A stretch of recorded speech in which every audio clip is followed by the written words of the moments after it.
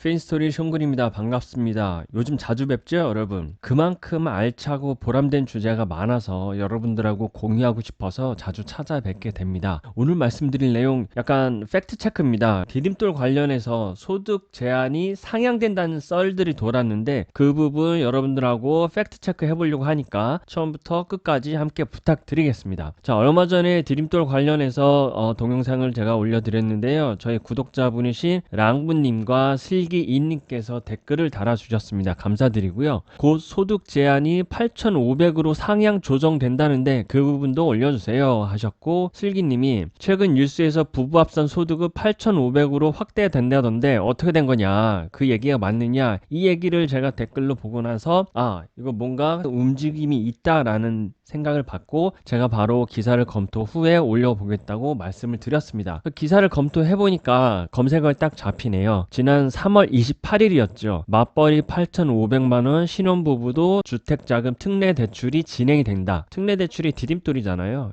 기사에서는 디딤돌이라는 용어를 안 썼는데 이제 디딤돌이 확대된다는 내용인데 좀 더 내용을 살펴보도록 하겠습니다. 결혼 7년 이내 신혼부부를 대상으로 하는 정책자금 특례 대출 디딤돌의 문턱을 낮추기로 했다. 디딤돌의 금리는 1.65에서 2.4% 수준인데 시중금리 지금 절반도 안 돼요. 사실 절반까지는 아니죠. 지금 3% 후반까지 내려왔으니까. 그런데 기존에는 신혼부부가 집을 구입할 때 부부 합산 소득으로 소득 7천 이하만 가능했는데 이거를 얼마로? 지금 8,500으로 소득을 확대한다. 이 신혼부부가 최대 4억인 거는 확대가 됐고 이제 소득이 7천에 머물러 있기 때문에 그 소득까지도 8,500까지 확대한다고 했어요. 이거 기사에 나왔네. 정말 관계부처 장관들이나 혹은 고위급에서 이런 논의가 있었던 것 같아요. 그래서 찾아보니 이 관계부처 합동장관 회의가 있었던 이 문건이 발견이 됐습니다. 제목은 윤석열 정부 저출산 고령사회 정책과제 및 추진 방향이에요. 바로 지난주에 있었네요.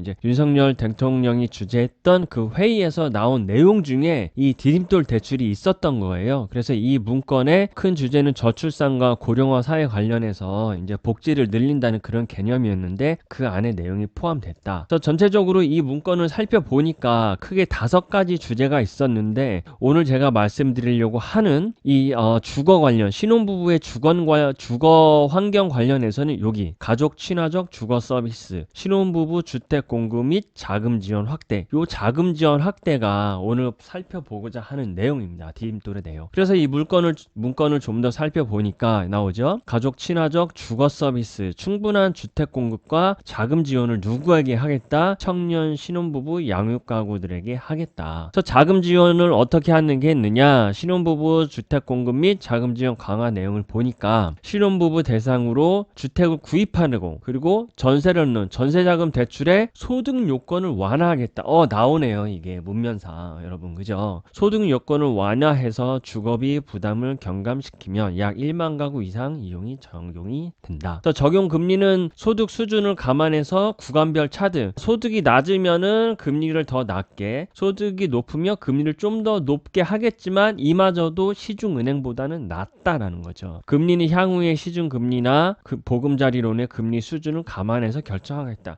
사실상 우리가 주택 구입을 하는 데 있어서 디딤돌이 있고 특례 보금자리 있고 은행 주담대가 있고 이제 보험사 주담대 비은행권이 있는데 금리가 가장 나는 건 여러분 디딤돌이잖아요. 그래서 이 문건을 봤을 때 디딤돌의 소득 완화가 되고 금리도 역시 가장 낮게 잡아놓는다는 의미에서 우리가 꼭 알아둘 필요가 있습니다. 자, 그러면 이 소득은 얼마로 개선이 되고 언제 개선이 되느냐? 소득 얼마? 그리고 이걸 도대체 언제 할 건데 그 문건을 살펴보니까 구입 전세자금 특례 대출 상품안 예정안이 나와 있습니다. 구입자금이 신혼부부 대출을 볼게요. 현재는 소득이 7천만 원 이하일 때 7천만 원 이하 2.4%, 그리고 소득이 7천이 넘어가면 아예 대출이 불가했었죠. 그런데 우리가 여기서 지켜봐야 될 거는 여러분 어디예요? 변경이에요. 변경. 소득이 8,500 이하까지 7천에서 8,500까지 늘어나는 거예요. 금리는 뭐 8,500 이하는 저하동의인데 7,000 이하까지는 똑같이 운영을 하는데 이제 7,000에서 8,500이 넘어가는 소득이신 분들은 차등 적용 2.4보다는 높게 하겠다는 거죠. 그럼에도 불구하고 여러분 특례 보금자리나 은행 주담대보다 낮을 것 같아요. 이 소득의 요건 확대 그래서 8,500까지는 기금 지출의 예산 2조 원을 한도로 한시 운영이 되고 내년에 기금대출 소요액, 정책대출 상품과의 관계 등을 고려해서 재구조화 추진한다. 이번 정부가 저는 부동산 관련 대책을 되게 컨트롤을 잘하고 있다고 생각을 하는데 뭔가 하겠다고 하면 정말 해요. 우리는 이런 생각을 가지고 있고 이런 예산을 집행을 해서 이렇게 실행을 할 겁니다. 정책과제가 있습니다. 이렇게 오늘 봤던 문건처럼 정책과제를 공표를 하면은 이게 정말 실행이 된다니까. 그게 정말 이번 정부가 실행력이 끝판왕인 거예요. 제가 봤을 때. 그래서 이번에 지난 3월 말에 있었던 문건에도 디딤돌의 소득 완화를 8,500까지 늘린다고 했잖아요. 그리고 그것의 운영을 어떻게 하기로 해요? 한시 운영한다고. 여러분 특례 보금자리도 한시 운영이에요. 내년 2월까지. 그러면 이 디딤돌도 한시적으로 운영한다. 계속 있는 게 아니야. 그러니까 이 정부가 실행력이 좋기 때문에 이것도 할 것 같단 말이에요. 그러면 이렇게 되겠죠. 지금 디딤돌의 금리가 현재 최저가 1.5인데 이 소득이 7천이 넘어가는 사람들은 한 2에서 3% 구간이 될 것 같고 그 다음에 특례 보금자리가 있고 그 다음에 은행 주담대가 있겠죠. 요 세 가지 상품군에서 해당이 되는데 우리가 디딤돌과 특례 보금자리를 가장 선호하는 이유는 뭡니까? DSR. 이놈의 DSR 규제를 안 보기 때문에 그렇잖아요. 자 그러면 디딤돌 대출의 소득이 요건이 완화가 된다고 하는데 어느 부분이 영향이 있느냐 여기죠. 지금 현재는 디딤돌의 기본 자격 요건이 소득이 6천이죠. 근데 생애 최초거나 신혼이거나 두 자녀 이상이면 7천인데 이거를 얼마까지 늘려줘요? 8,500까지 늘려준다는 거예요. 여러분 그러면 8,500까지 늘려준다고 하면은 소득이 초과돼서 특례보금자리를 사용했던 분들이 다시 디딤돌로 돌아올 수가 있단 말이에요. 물론 주택 가격에 제한이 있지만 그러므로 우리 대부분 맞벌이 하시는 분들이 혼인신고를 했으면은 연봉이 3천, 4천 넘어가면은 7천이 넘어간단 말이에요. 그런 분들이 디딤돌 상품을 이용해서 저금리에 주택 구입을 할 수 있다. 그게 핵심이란 말이에요. 자 그러면 이거 도대체 언제 할래? 언제? 자 저출산 완화 분야에 신혼부부 주거 대책은 언제예요? 국토부 주관이 하는데 2분기가 언제입니까? 이미 시작됐지. 4월, 5월, 6월이 2분기예요. 이때 뭘 하겠다? 추진을 점검하겠다. 자 신문 기사에서는 8월부터라고 얘기가 나왔는데 이 문건 어디에도 8월부터 시행일은 나와 있지 않아요. 다만 2분기 안에 추진을 점검을 해서 언제 기사에서는 2분기 동안 점검해서 7, 8월 뭐 7월 달에 여름방학 있고 뭐 휴가들 가시겠죠. 그럼 8월부터 도입하지 않을까? 이런 생각에 기사를 작성을 한 것 같아요. 자 중요한 거는 디딤돌의 소득요건 8,500 완화 있습니까? Yes. 언제 한대요? 아직 몰라요. 그렇지만 2분기에 점검합니다. 그럼 점검이 끝나면 나오겠죠. 그러면 7, 8월일 것 같아요. 자 여기까지는 팩트예요. 그죠? 팩트. 이 문건이 이 실행력이 얼마나 파워있게 강하게 추진이 되겠습니까? 3월 28일 날 참석했던 명단을 보니까 이쪽에서는 이제 민간에 계신 교수님들이고 여기 보면은 이제 공무원 분들인데 장관이에요 다. 자 원희룡 국토교통부 장관 주택도시기금을 주관하시죠. 장관님께서 참석을 했고 장관님이 보고를 받고 추진을 하실 거란 말이에요. 그러므로 제가 보는 견지는 정권이 교체되고 나서 윤석열 정부가 이끌어왔던 이 대출 규제를 하나씩 보게 되면은 정말 진행은 될 것 같다. 빠른 시일 내에. 간 보고 하는 게 아니라 디딤돌 대출 소득 완화 요건은 정말 빠른 시일 내에 그래서 2분기 안에 빠르면 7월 8월에 진행이 될 것 같다라는 제 의견을 드립니다.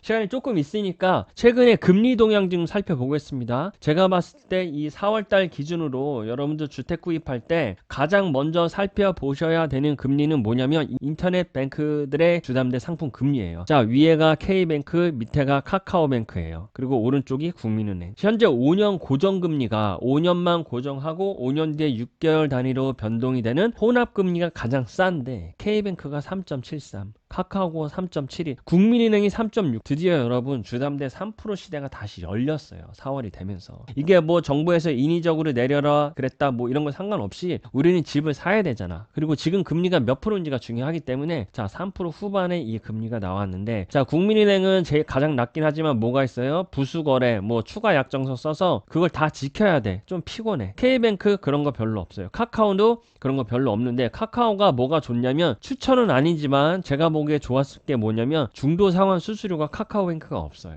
갈아타도 된다고, 수수료 없이. 그 부분이 장점이다. 그래서 제가 4월 초 주택을 구입할 때 가장 먼저 봐야 되는 상품 디딤돌 특례보금자리 은행 주담대인데, 은행 주담대에서도 지금 현재는 인터넷 은행의 주담대 상품이 가장 경쟁력이 있다라고 생각이 됩니다. 자, 여러분, 오늘 디딤돌 대출의 소득 완화 요건 관련해서 말씀을 드렸는데 팩트 체크 한번 해봤고요. 올 여름이 되면은 뭔가 완화가 되는 움직임이 있을 것 같아요. 기대해볼 만 하겠습니다. 저희 핀스토리 들어주셔서 감사드리고요. 구독과 좋아요 부탁드리겠습니다. 감사드립니다.